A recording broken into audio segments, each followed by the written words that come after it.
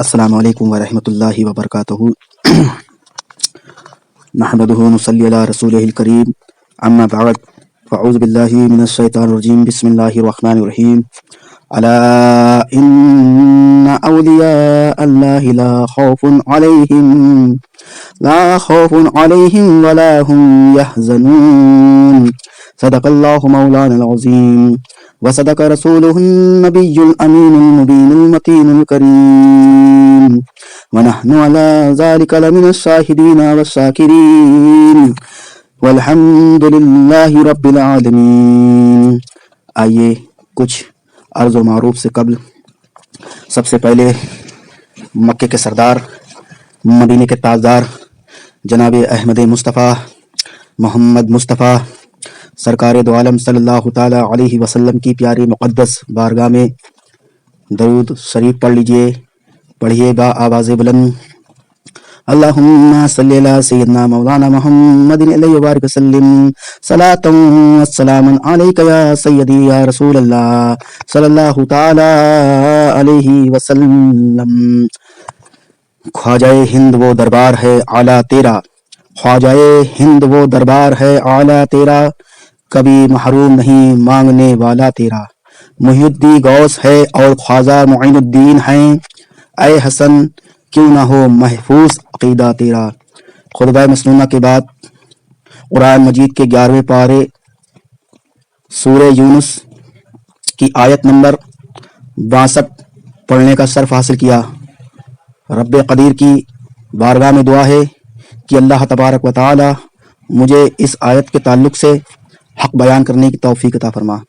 اللہ تبارک و تعالی قرآن مجید میں ارشاد فرماتا ہے، الا ان اولیاء اللہ لا خوف علیہم ولا هم یحزنون، سن لو بے شک اللہ کے ولیوں پر نہ کچھ خوف ہے نہ کچھ غم۔ اور آگے ارشاد فرماتا ہے آیت نمبر 63 میں، الذین آمنوا وکانوا یتقون، وہ جو ایمان لائے اور پرہیزگاری کرتے ہیں۔ حضرات محترم، چونکہ یہ مہینہ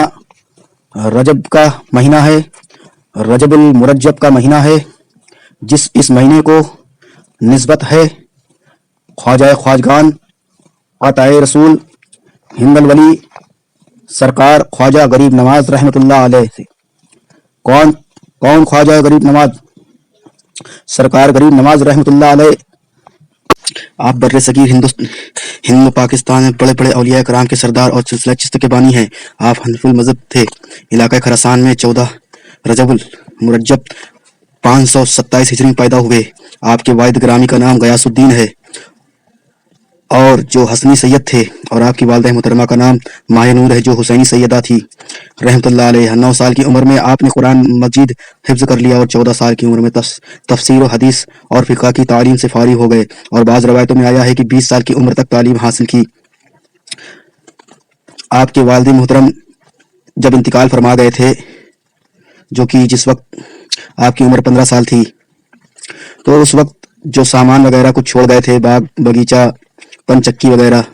تو اس کی آمدنی سے آپ کے اخراجات چلتے تھے۔ ایک دن کیا ہوا کہ آپ باغ میں بیٹھے ہوئے تھے، اسی دوران وہاں کے قریب میں ایک حضرت خواجہ ابراہیم مجذوب وہاں پر موجود رہتے تھے اور بہت ہی عبادت گزار عارف باللہ تھے، اور ایک وقت آپ کے پاس بڑے ہی ادب سے آئے تو آپ نے ان کو کھوسا انگور کا دیا، ایک گچھا انگور کا دیا۔ جب ان کی خدمت میں پیش کیا گیا تو مجذوب نے بڑی ہی رغبت سے ان کو کھایا، اور پھر ایک گٹھلی کا ٹکڑا اپنے دانتوں سے کاٹ کر کے حضرت خواجہ غیاث الدین حسن سمجھی رحمۃ اللہ علیہ کو دیا۔ انہوں نے جیسے ہی کھایا تو آپ کے جسم میں نور و انوار کی بارشیں اور نور و عرفان کی نور آپ کے جسم پھیل گیا، اور معرفت کی ایسی گھٹا چھائی، معرفت کی ایسی روشنی ملی کہ جس کے وجہ سے آپ دنیا کو بھول گئے، اور آپ نے تمام چیزوں کو فروخت کر کے تمام غریب و غربا میں اپنے باغ اور تمام پنچکی کے جو پیسے تھے ان سب کو تمام غریبوں میں، تمام درویشوں کے بیچ میں اس کو تقسیم کر دیا، اور سفر کرنے نکل گئے۔ بخارا وغیرہ سے ہوتے بغداد شریف پہنچے، وہاں سلطان مرشدین حضرت خواجہ عثمان ہارونی رحمۃ اللہ علیہ مل گئے، آپ سے شرف بیعت حاصل کیا، اور 20 سال تک سفر و حضر میں آپ اپنے پیر مرشد کی خدمت میں رہے اور ان کے برتن و بستر لے کر ساتھ میں چلتے رہے۔ اس کے بعد حضرت نے آپ کو نعمت خلافت سے سرفراز فرمایا۔ کی تعریف اور کتابوں کا آپ مطالعہ کریں گے تو آپ کو پتہ چلے گا کہ سرکار غریب نواز رحمۃ اللہ علیہ کی وہ شخصیت ہے جو محتاج تعارف نہیں ہے، بلکہ آج پورے ہندوستان میں ہی نہیں بلکہ آج پوری دنیا میں ان کا چرچا ہو رہا ہے۔ ہر قصبے میں، ہر جگہ پر، ہر علاقے میں، ہر گلی کوچے میں، ہر ایک کی زبان پر حضرت خواجہ غریب نواز رحمۃ اللہ علیہ کا نام ہے، ان کا چرچا ہے۔ تمام لوگ آپ کو بڑے ہی پیارے انداز میں بلا رہے ہیں، اور صرف اہل سنت والجماعت کے لوگ ہی نہیں بلکہ غیر بھی ان کی مزار پر حاضری دیتے ہوئے نظر آ رہے ہیں۔ حضرات محترم، حضرت علامہ صاحب محدث دہلوی رحمۃ اللہ علیہ اپنی کتاب اخبار الاخیار میں آپ کے بارے میں چند باتیں تحریر فرماتے ہیں۔ آپ نے آپ کی ولادت کی تاریخ جو لکھی ہے، جو ہجری لکھا ہے، وہ 527 ہجری اور وصال 633 ہجری لکھا ہے۔ آپ نے اپنی کتاب اخبار الاخیار میں لکھا ہے کہ سرکار سیدنا معین الدین حضرت خواجہ معین الدین حسن سنجری قدس روح رحمۃ اللہ علیہ، آپ بر صغیر ہندو پاک میں بڑے بڑے مشائخ کے سر لقا اور سلسلہ چشت کے بانی ہیں۔ 20 سال تک سفر و حضر میں خواجہ عثمان ہارونی رحمۃ اللہ علیہ کی خدمت میں رہے اور آپ کے سونے کے لباس کی نگرانی فرماتے رہے۔ آپ کے برتن، آپ کے تمام اخراجات کو گلی کوچوں میں لے کر آپ ان کے ساتھ ٹہلتے رہے۔ اور خواجہ عثمان ہارونی رحمۃ اللہ علیہ یہ کون ہیں؟ اس حضرت خواجہ معین الدین حسن سنجری رحمۃ اللہ علیہ کے پیر و مرشد ہے۔ حضرات محترم، میں آپ کو بتاتا چلوں کہ انہوں نے جب 20 سال آپ کے ساتھ چلے، آپ کے ساتھ تمام گلی کوچوں میں چلے اور مذہب اسلام کی دعوت دیا، اللہ اس کے رسول کی دعوت دیا، اللہ کی ربوبیت، نبی کی نبوت کے بارے میں لوگوں کو سمجھایا، آقا کریم صلی اللہ علیہ وسلم کی سنت پر خود بھی عمل کرتے رہے اور دوسروں کو بتاتے رہے۔ حضرات محترم، سرکار سیدنا خواجہ معین الدین حسن سنجری رحمۃ اللہ علیہ نے اپنی زندگی میں اپنے مریدوں کو تعلیم دی ہے، اور کبھی آپ نے کہیں پر بھی آپ اگر دیکھیں تو آپ نماز پڑھتے ہوئے نظر آئیں گے، کہیں پر بھی دیکھیں گے تو آپ کو ایسا لگے گا کہ آپ اللہ اس کے رسول کے ذکر میں مشغول نظر آئیں گے، آپ درود شریف کا ورد کرتے ہوئے نظر آئیں گے، آپ اللہ اس کے رسول کا ذکر کرتے ہوئے نظر آئیں گے۔ آپ بہت بڑے ولی اللہ اور خواجہ معین الدین چشتی رحمۃ اللہ علیہ، خواجہ عثمان ہارونی رحمۃ اللہ علیہ کے بہت ہی چہتے مرید تھے۔ آپ جب یہاں پر اجمیر یعنی ہندوستان جب تشریف لائے تھے تو اس دور میں پرتھوی راج چوہان یہاں پر حکومت کر رہا تھا اور اپنی حکومت میں اور اتنا مشغول ہو چکا تھا کہ اس کو کسی چیز کی خبر نہیں تھی۔ وہ اپنے آپ کو بہت لگاتا تھا، وہ بہت گھمنڈی تھا، اور اپنے زمانے میں ایک روز کیا ہوا کہ ایک مسلمان عقیدت مند رکھنے والا اس کے پاس گیا اور اس نے اس کو ستایا، تو بیچارے نے آ کر کے سرکار خواجہ معین الدین چشتی حسن سنجری رحمۃ اللہ علیہ کے پاس آپ نے فریاد پیش کی کہ اے غریب نواز اجمیری رحمۃ اللہ علیہ، آپ دیکھیے یہ پرتھوی راج چوہان ہم کو بہت پریشان کر رہا ہے۔ تو سرکار غریب نواز رحمۃ اللہ علیہ نے ایک خط لکھا اور خط لکھ کر کے اس پرتھوی راج چوہان کے پاس بھیج دیا تھا، لیکن پرتھوی راج چوہان اس خط کو پڑھنے لگا اور ہنسنے لگا اور اس نے ایک نہ سنی، اور آ کر کے جب بات معلوم ہوئی سرکار غریب نواز رحمۃ اللہ علیہ کو تو آپ نے اسی وقت کہا تھا کہ یہ زندہ گرفتار ہوگا اور آنے والے وقت میں اس کے ہاتھ سے سلطنت چلی جائے گی۔ دیکھو علم غیب، دیکھو حضرت خواجہ معین الدین حسن سنجری رحمۃ اللہ علیہ کا کہ آپ نے کہا تھا کہ ایک وقت ایسا آئے گا کہ یہ پرتھوی راج چوہان مسلمانوں کے ہاتھوں گرفتار ہو جائے گا اور یہ زندہ گرفتار ہوگا اور آنے والے وقت میں اس کے ہاتھوں سے حکومت چلی جائے گی۔ حضرات محترم، یہاں سے حضرت خواجہ نواز رحمۃ اللہ علیہ کا علم غیب بھی ثابت ہوتا ہے۔ آج لوگ یہ کہہ دیتے ہیں کہ معاذ اللہ استغفر اللہ، حضرت محمد صلی اللہ تعالی وسلم کو علم غیب نہیں تھا۔ حضرات محترم، میں آپ کو بتانے کی کوشش کر رہا ہوں کہ یہ سرکار غریب نواز رحمۃ اللہ علیہ کا عقیدہ ہے کہ دیکھو آپ اللہ کے اتنے مقدس ولی ہے کہ آپ نے اللہ اس کے رسول کی اتنی عبادت کیا ہے، اتنی ریاضت کیا ہے، اور آپ نے اپنی زندگی میں بہت مجاہدے کیے ہیں، آپ نے غار میں رہ کر کے عبادتیں کی ہیں، آپ نے قرآن مجید اتنی پڑھتے تھے کہ غالباً دو قرآن مجید ڈیلی پڑھا کرتے تھے، میں نے کتابوں میں پڑھا ہے۔ حضرات محترم، میں آپ کو بتانے کی کوشش کر رہا ہوں کہ عشاء کبھی کبھی تو ایسا ہوتا تھا کہ عشاء کی نماز پڑھتے تھے اور پڑھنے کے لیے جب مشغول ہوتے تھے تو اسی وضو سے فجر کی نمازیں ادا کرتے تھے۔ یہ سرکار معین الدین حسن سنجری رحمۃ اللہ علیہ ہیں، اور جب سلطان شہاب الدین غوری کی فوج غزنی سے پہنچی پرتھوی راج چوہان کے لشکر اسلام سے مقابلے کے لیے تو سلطان شہاب الدین غوری کے ہاتھوں گرفتار ہو گیا۔ اس تاریخ سے اس ملک میں اسلام پھیلا اور کفر کی جڑیں چھڑ گئی۔ مشہور ہے کہ خواجہ نواز اجمیری رحمۃ اللہ علیہ کی وفات کے بعد آپ کی پیشانی پر یہ نقش ظاہر ہوا کہ نقش آپ کی پیشانی پر ظاہر ہوا جس میں لکھا تھا حبیب اللہ ماتا فی حب اللہ، یعنی اللہ کا حبیب اللہ کی محبت میں دنیا سے رخصت ہو گیا۔ حضرات محترم، میں آپ کو چند باتیں جو کتاب کے بارے میں آپ کو بتا رہا ہوں، یہ کتاب مفتی جلالالدین رحمۃ اللہ علیہ نے لکھی ہے، جس کا نام بزرگوں کے عقیدے ہیں۔ اور اس کتاب میں ایک بات یہ بھی لکھی ہے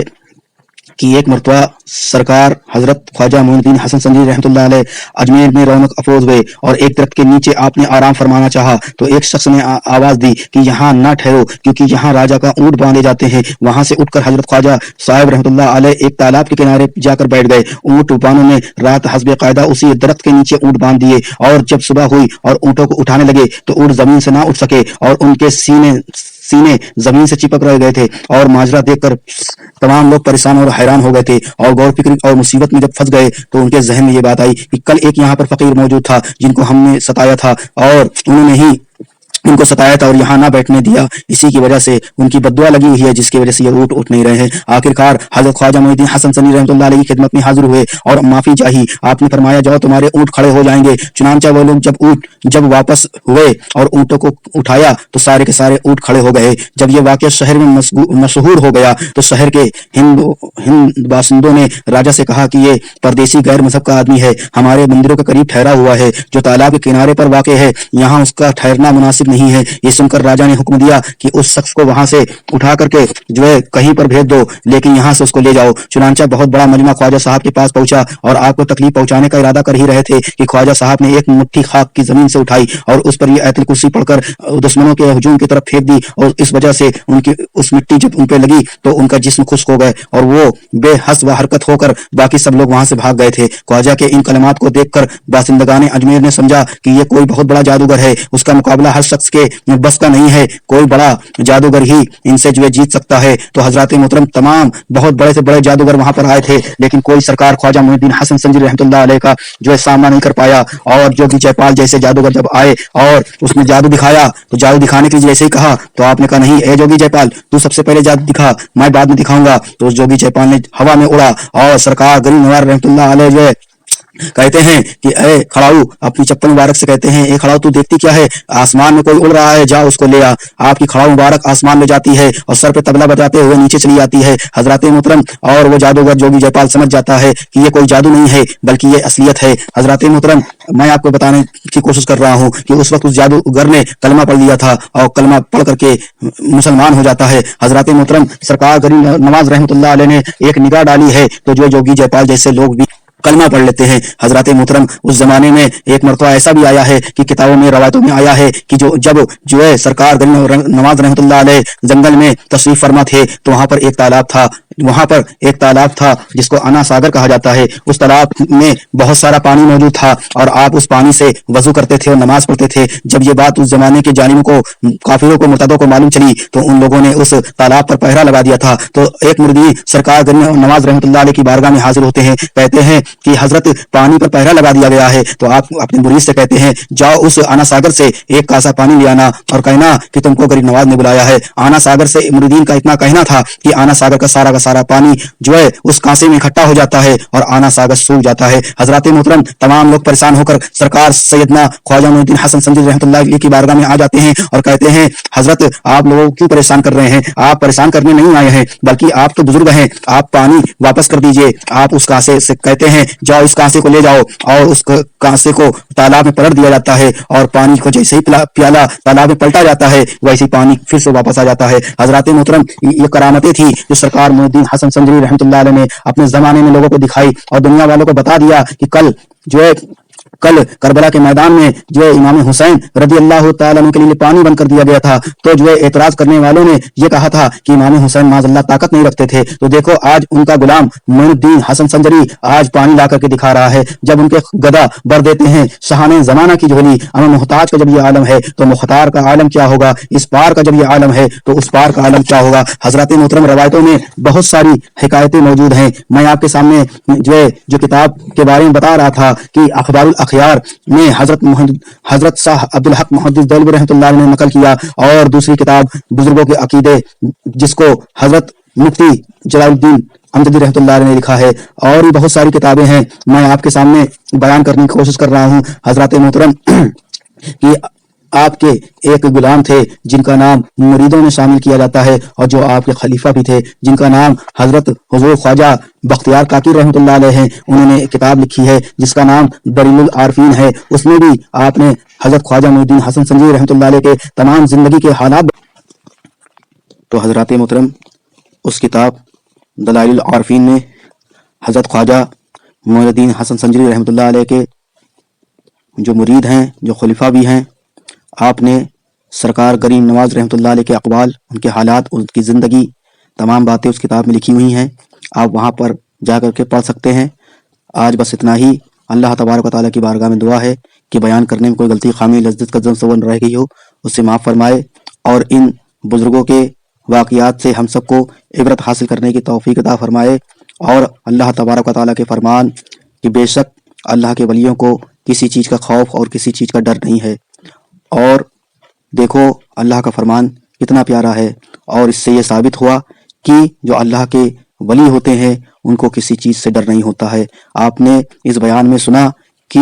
پرتھوی راج چوہان جیسے جابر بادشاہ اور